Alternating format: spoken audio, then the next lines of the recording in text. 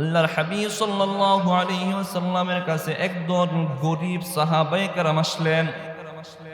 গরীব একজন সাহাবায়ে কেরাম রাসূলের কাছে এসে বললেন, ইয়া রাসূলুল্লাহ, ইয়া হাবিবাল্লাহ, ইয়া রাসূলুল্লাহ, তারা রোজা রাখে, আমরাও রোজা রাখি, তারা নামাজ পড়ে, আমরাও নামাজ পড়ি।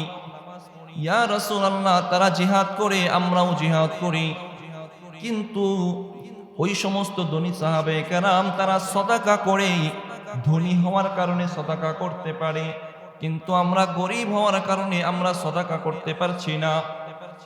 আল্লাহর হাবিব সাল্লাল্লাহু আলাইহি ওয়াসাল্লাম বললেন, আমি কি তোমাদেরকে এমন একটা আমলের কথা বলে দেব কিনা, যে আমলটা যদি তোমরা করো, যদি ওই আমলটা তোমরা করতে পারো, তারা সদাকা করে যেই সওয়াবটা পায়, তোমরা ওই আমলটা করলেই সদাকার সওয়াব পেয়ে যাবা।